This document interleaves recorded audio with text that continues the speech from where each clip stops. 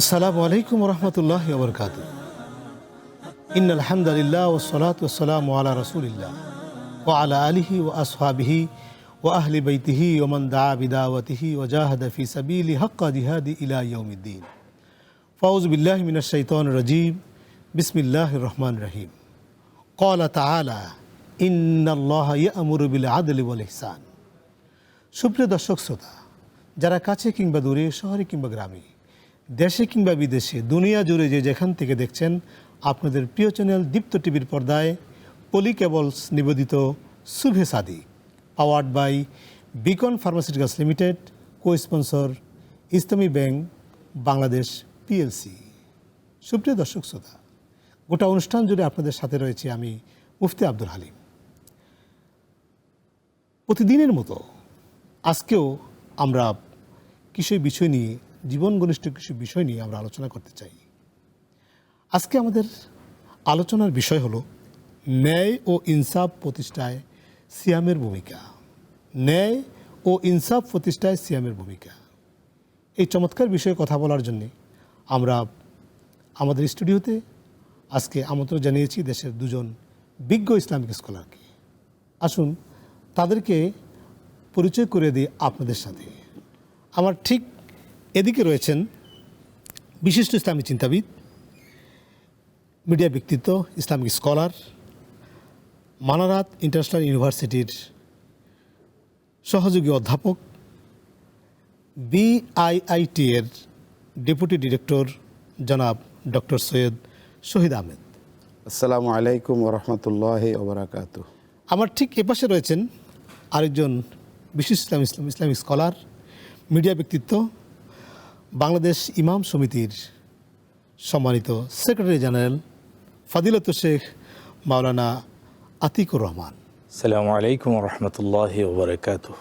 আপনাদের দুজনকে আমরা আমাদের স্টুডিওতে স্বাগত জানাচ্ছি, ধন্যবাদ জানাচ্ছি। আমরা প্রথমেই যাব আমাদের ডক্টর শহীদ আহমেদ। আপনি যদি এই বিষয়ে বলতেন যে ন্যায় ও ইনসাফ প্রতিষ্ঠায় সিয়ামের ভূমিকা কী কী আছে। ধন্যবাদ। আউযু বিল্লাহি মিনাশ শাইতানির রাজিম। বিসমিল্লাহির রহমানির রহিম। পবিত্র রমজান মাস উপলক্ষে আজকের এই আয়োজনে ন্যায় ও ইনসাফ প্রতিষ্ঠায় রমজানের যে ভূমিকা, সেটি অত্যন্ত তাৎপর্যপূর্ণ এবং গুরুত্বপূর্ণ একটি টপিক আপনারা নির্ধারণ করেছেন। পৃথিবীর শ্রেষ্ঠ মহামানব, যুগশ্রেষ্ঠ ব্যক্তিত্ব, সকলের প্রিয় মহামানব মহানবী হজরত মুহাম্মদ সাল্লাল্লাহু আলাইহি সাল্লাম, এই ধরাধামে তিনি এসেছিলেন ন্যায় ও ইনসাফ প্রতিষ্ঠার জন্য। আরবের সেই কালচার, যেটাকে প্রি ইসলামিক আরব বলা হয়, সেই সময়ে যে অন্যায়, অত্যাচার, অবিচারের যে ঘনঘটা ছিল, সারা পৃথিবী, শুধু আরব নয়, সারা পৃথিবী তখন অন্ধকারাচ্ছন্ন ছিল। অন্যায়ের কালো মেঘ সেখানে নিমজ্জিত ছিল। মানুষ, ন্যায় বলতে কোনো কিছুই তাদের মধ্যে ছিল না। এমনি একটি সময় পৃথিবীর সেই শ্রেষ্ঠ মানুষ, যেটা আমি আবারও রিপিট করলাম, এসেছিলেন ন্যায় প্রতিষ্ঠা করার জন্য। আজকে আমাদের সমাজে একটি শব্দ আমরা দেখতে পাই, শুনতে পাই, সেটা হচ্ছে উই ওয়ান্ট জাস্টিস। আমরা জাস্টিস চাই, ন্যায় বিচার চাই। আজকে অন্যায়টাও এত বেশি বেড়ে গেছে, যে কারণে আজকে জাস্টিসের কথাটা মানুষ আসছে। অর্থাৎ এই শব্দটির জন্যই, প্রতিষ্ঠার জন্যই রমজান কিন্তু একটা বড় ভূমিকা রাখে এখানে। শব্দের অর্থ কি? অর্থ হচ্ছে পুড়িয়ে ফেলা, সারকার করে দেওয়া, সমস্ত অন্যায় অত্যাচার চালিয়ে একটি সুন্দর সমাজ প্রতিষ্ঠার জন্য এই রমজান প্রতিবার আসে আমাদের কাছে। কিন্তু রমজানের একটা মাস আমাদের কাছে আসে ন্যায় প্রতিষ্ঠার জন্য। তাহলে কি এটা মিন করে যে আমরা শুধু রমজান মাসেই ন্যায় প্রতিষ্ঠা করব, এরপর আর করব না? সেটা নয়। It is the teaching of life. Ramzan মাস আসে আমাদের ন্যায় প্রতিষ্ঠার শিক্ষা দিতে। বাকি 11 মাস এটির অ্যাপ্লিকেশন আমাদেরকে থাকতে হবে। একটি সমাজ ওই সময়ে উন্নত হয় যখন সমাজে নারী তার ধর্ষণের ন্যায় বিচার পায়। একটি চোর যখন তার চুরি করে তখন তার বিপক্ষ যার বাসার থেকে চুরি করেছে সেখান থেকে সে ন্যায় বিচার পায়। একজন আসামি যখন ন্যায় বিচার পায় তখন এই সমাজটা আস্তে আস্তে উন্নত হতে থাকে। আপনি একটা আয়াত শুরুতে বলেছিলেন, ইন্নাল্লাহা ইয়া'মুরুকুম বিল আদলি ওয়াল ইহসান, অর্থাৎ আল্লাহ তোমাদেরকে আদল এবং ইহসানের নির্দেশ দিচ্ছেন, ন্যায় বিচারের জন্য নির্দেশ দিচ্ছেন। তাহলে এই নির্দেশটা মানার জন্য সবচেয়ে সুন্দর একটা সময় হচ্ছে রমজান মাস। আমরা রমজান মাসে একদিকে যেমন তাকওয়া, একদিকে যেমন আল্লাহর ভয়, তেমনি আমাদের প্রতিটি সমাজে প্রতিটি জায়গায় এই ভয়কে সামনে রেখে যদি আমরা ন্যায় বিচারটা করতে পারি, ন্যায় বিচারের দিকে আসতে পারি। ন্যায় বিচার শুধুমাত্র বিচারক করবে এমনটা নয়, প্রতিটা স্তরে প্রতিটা মানুষের কাছে কিন্তু এই ন্যায় বিচারের ক্ষমতা আছে। ফ্যামিলিতে ন্যায় বিচার আছে, ফ্যামিলিতে ন্যায় বিচার আছে, বাবা মার সাথে, মায়ের সাথে, ভাই ভাইয়ের পরিবারের সাথে, বোনের সাথে, তারপরে সমাজের সাথে, প্রতিটা জায়গায় প্রতিটি হাদিস শরীফে তো আছে, কুল্লুকুম রাইন ওয়া কুল্লুকুম মাসউলুন আলা রাইয়াতিহি, তোরা প্রত্যেকেই একজন শাসক এবং প্রত্যেকেই একজন পরিচালক। তোমরা সমাজে নিজেদেরকে তুলে ধরো এবং মাসউলুন আলা রাইয়াতি, তোমাদের দায়িত্বশীলতার পরিচয় দাও। কিয়ামতের দিন তোমাদের দায়িত্ব কতটুকু পালন করলে সেটা নিয়ে কিন্তু জিজ্ঞাসা করা হবে। এই দায়িত্বটাকেই it should be indicate into the justice. মোহতারাম, আপনি অত্যন্ত চমৎকার করে এই ন্যায় এবং ইনসাফের কথা বলছিলেন। আমরা আপনার আরও বক্তব্য শুনবো, তবে এই পর্যায়ে আমরা যাচ্ছি আমাদের শেখ আপনার কাছে। আপনি যদি বলতেন যে ন্যায় ইনসাফ প্রতিষ্ঠায় সিয়ামের আর কী ভূমিকা আছে এবং ন্যায় এবং ইনসাফের মধ্যে আসলে পার্থক্যটা কী? মোহতারাম, একটি গুরুত্বপূর্ণ প্রস্তাবনা পেশ করার কারণে আপনাকে ধন্যবাদ জানাচ্ছি। আসলে মহান রব্বুল আলামিন কোরআনকে নাজিল করেছেন মানবতার জন্য, মানবতার শান্তি, প্রগতি, মুক্তি, নাজাতের জন্য। আর এই কোরআনকে নাজিল করেছেন এই রমজান মাসেই। সেটা মহাগ্রন্থ আল কোরআনের সূরাতুল বাকারা 185 নম্বর আয়াতে আল্লাহ কথা বলছেন। 183 নম্বর আয়াতে বলেছেন লাআল্লাকুম তাত্তাকুন। প্রথমে বলেছেন ইয়া আইয়ুহাল্লাযীনা আমানু, তোমরা যারা ঈমান এনেছো, তোমাদের জন্য রোজাকে ফরজ করা হয়েছে যাতে করে তোমরা আল্লাহ ভীতি অর্জন করতে পারো। আল্লাহ ভীতি অর্জন মানে হলো আমাদেরকে এই জিনিসটা বুঝতে হবে যে আল্লাহ ভীতিটা কী, আল্লাহ তাআলার গুণ, ক্ষমতা, বৈশিষ্ট্য, তার পাওয়ার, এগুলোকে যদি আমরা জানি তাহলে আল্লাহ তাআলার যা আদেশ তা মেনে চলতে হবে, যা নিষেধ তা পরিহার করে চলতে হবে। তো আল্লাহ তাআলা এই ক্ষেত্রে যথাযথ বহু সূরায় অসংখ্য আয়াত বলেছে, যেমন সূরাতু আন-নিসা 4 নম্বর সূরার 135 নম্বর আয়াত আল্লাহ তাআলা বলেছেন ইয়া আইয়ুহাল্লাযীনা আমানু কুনু কাওয়ামিনা বিল কিসতি শুহাদা লিল্লাহ, তোমরা সকল ক্ষেত্রে তোমাদের সমস্ত কিছু পরিচালনার ক্ষেত্রে তোমরা বিল কিসত, ন্যায় ইনসাফ ভিত্তিক একটি সুন্দর সমাজ প্রতিষ্ঠার জন্য ওয়ালাউ আলা আনফুসিহিম, এটা বলেছেন সূরাতু আল মায়েদা 5 নম্বর সূরা 8 নম্বর আয়াতে, ওয়ালাউ আলা আনফুসিহিম, যদি সেটা তোমার নিজের জন্য হয়, আউল বিলদান, এরপরে যদি তোমাদের পিতামাতার ক্ষেত্রে হয়, সন্তান সন্ততির ক্ষেত্রে এখানে আছে, নিকটতম আত্মীয়দের ক্ষেত্রে আছে। এরপরে তিনি বলেছেন যে তোমরা যা কিছু করবে এ ব্যাপারে সকল ক্ষেত্রে ওয়ালা তাত্তাবিউ, তোমরা অনুসরণ করবে না হাওয়া প্রবৃত্তির। অর্থাৎ কোরআন যে আপনাকে আমাকে ইনসাফ ভিত্তিক একটি সমাজ প্রতিষ্ঠার জন্য এই রোজা উপহার দিয়েছে, এই রোজার মাধ্যমে এটাকে জানতে হবে এবং নিজের ক্ষেত্রে, পরিবারের ক্ষেত্রে, সমাজের ক্ষেত্রে যে কারে হোক না কেন, ওখানে বলা হয়েছে আগনিয়া ওয়াল ফুকারা, যদি সেখানে ফকিরও হয় দরিদ্রও হয়, তো ফকির দরিদ্র উঁচু নিচু গোষ্ঠী বংশ সকল কিছুর ক্ষেত্রে বলছে নিজের ক্ষেত্রে, পিতামাতার ক্ষেত্রে, অন্যের ক্ষেত্রে, সকল ক্ষেত্রে ইনসাফ প্রতিষ্ঠা করতে হবে। সেক্ষেত্রে তোমরা প্রবৃত্তির অনুসরণ করতে পারবে না, বরং তোমরা এখানে নিজেদেরকে আনতাদিলু, তখন তোমরা কি করবে, তোমরা সকল ক্ষেত্রে যেন ন্যায় পরায়ণ হও।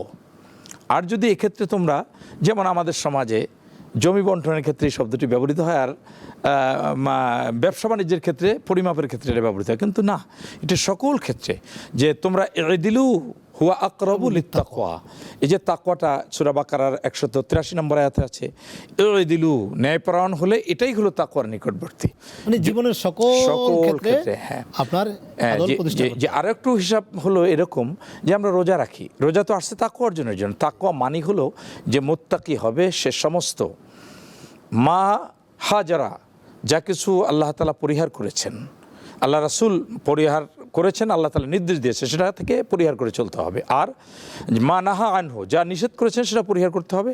আর যা আমার আদেশ দিয়েছেন সেটাকে সুন্দরভাবে মানতে হবে। তাইলে হবে কি, যে ব্যক্তি, সমাজ, পরিবার, রাষ্ট্র সকল ক্ষেত্রে যদি ইনসাফ ভিত্তিক আমরা এই বিষয়গুলো আমরা করতে পারি, যেমন জমি বন্টনের ক্ষেত্রে আমরা মিথ্যা অজুহাত দিয়ে মিথ্যা সাক্ষ্য গ্রহণ করি, মিথ্যা সাক্ষ্য পেশ করি। আল্লাহ এখানে বলেছেন যে ওয়াইন তুরিদু, যদি তোমরা এক্ষেত্রে ইনিয়ে বিনিয়ে বিভিন্নভাবে তোমরা বক্রপথ অবলম্বন করো, তাহলে এটাও ঠিক হবে না। তাহলে আমাদের দেখা গেল সকল ক্ষেত্রে আমরা যদি ন্যায়পরায়ণ, ইনসাফ যদি আমরা হই, তাহলে এই শিক্ষাটা নিতে হবে। কিন্তু এই রমজান মাসে আল্লাহ কোরআন নাজিল করেছে, কোরআনের অসংখ্য আয়াতে এভাবে বলা হয়েছে।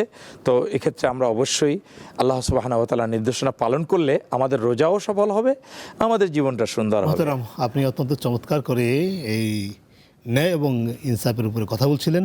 সে পর্যায়ে আমি আপনার কাছে জানতে চাইব যে আসলে তাকওয়া ছাড়া কি ন্যায় বিচার সম্ভব, বা আপনি যদি এই বিষয়টা আরেকটু বিস্তারিত বলতেন।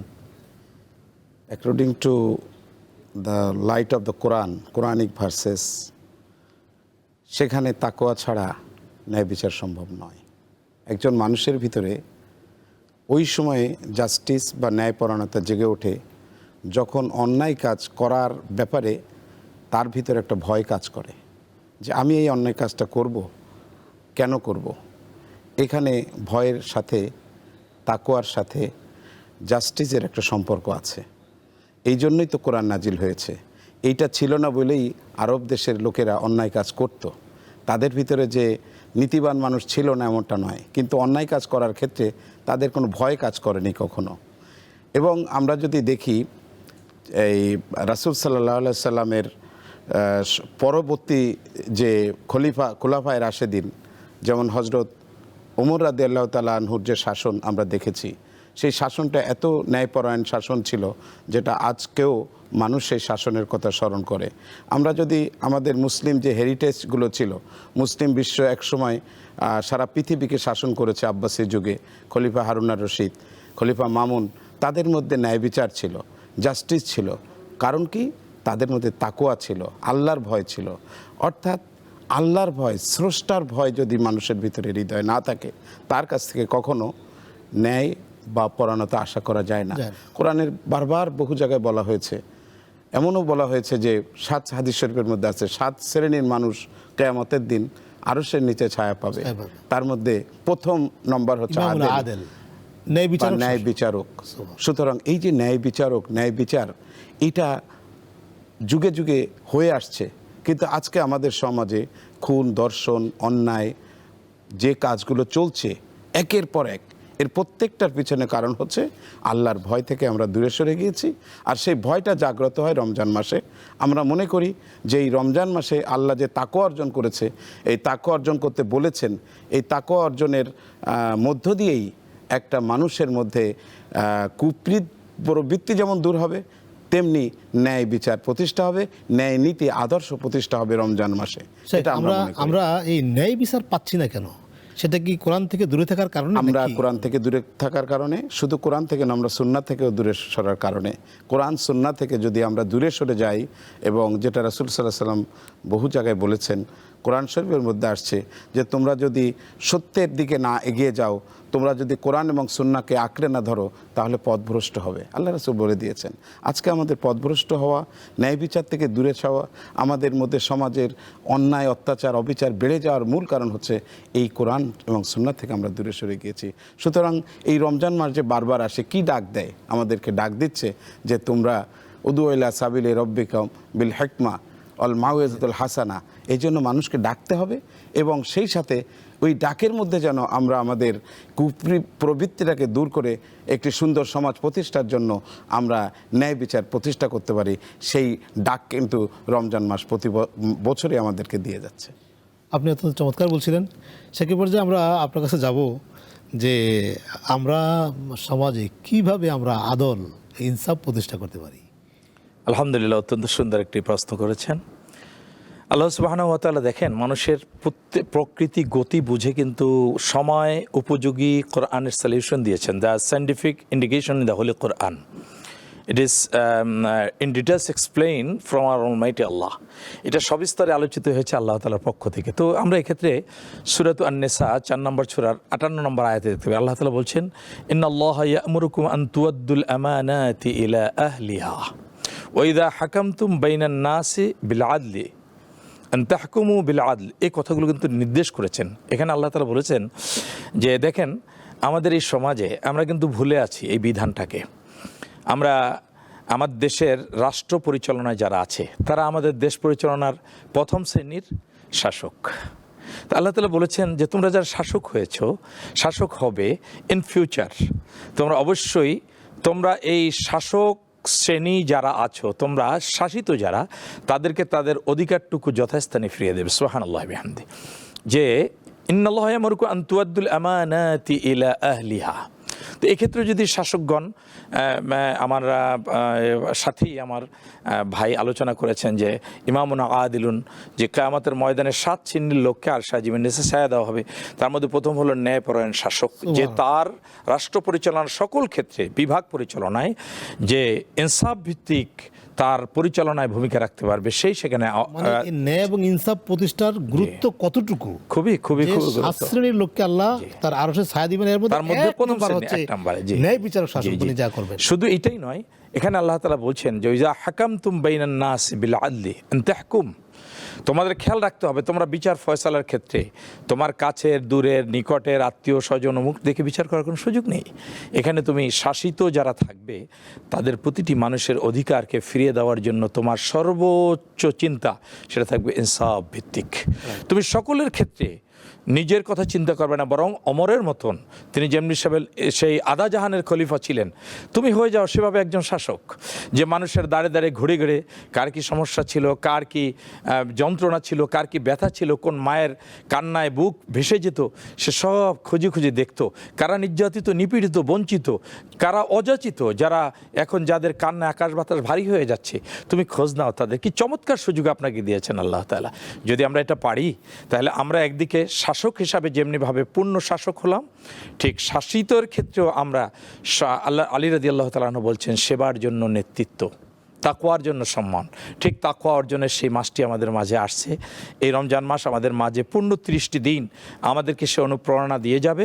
আমরা যদি মহাগ্রন্থ আল কোরআনের সে নির্দেশনা অনুযায়ী সূরাতুল বাকারার 183 নম্বর অনুযায়ী যে লাআল্লাকুম তাত্তাকুন, তোমরা তাকওয়া অবলম্বন করতে পারবে, যদি আমরা এটাকে গুরুত্ব দেই, আমরা যদি উই ওয়ান্ট জাস্টিস, এটা যদি সকল ক্ষেত্রে আমরা যদি চিন্তা করি, তাহলে অবশ্যই তা এই রমজান মাসে আল্লাহ দিবেন। এই প্রশিক্ষণের মাধ্যমে সেটা আমাদেরকে কেড়ে নিতে পারলে আমরা ধন্য হব ইনশাআল্লাহ। মোহতারাম, আপনি অত্যন্ত চমৎকার আলোচনা করছিলেন, আপনাকে অসংখ্য ধন্যবাদ। শেখ, আপনি ডক্টর সৈয়দ আহমেদ, আপনি যদি এক লাইনে বলতেন যে আমাদের দর্শক উদ্দেশ্যে যে ন্যায় এবং ইনসাফ প্রতিষ্ঠায় আমরা কি করতে পারি? আমাদের ন্যায় প্রতিষ্ঠার জন্য কোরআনের যে ইন্ডিকেশন আছে, সেই ইন্ডিকেশনগুলো খুঁজে বের করে সেগুলো বেশি বেশি করে নিজে আমল করা এবং এটা বাস্তবায়িত করা। যদি তাই করা হয় তাহলে সমাজ থেকে সকল ধরনের অন্যায় দূরীভূত হয়ে যাবে বলে আমি বিশ্বাস করি। আলহামদুলিল্লাহ, আপনি অত্যন্ত চমৎকার করে বলছিলেন। আপনারা দুজনেই অত্যন্ত চমৎকার বক্তব্য দিয়েছেন। আমরা আশা করছি আমাদের দর্শক শ্রোতা যারা আছেন তারা অনেক উপকৃত হয়েছেন। প্রিয় দর্শক, আমরা অনুষ্ঠানের একেবারেই শেষ পর্যায়ে এসে পৌঁছেছি।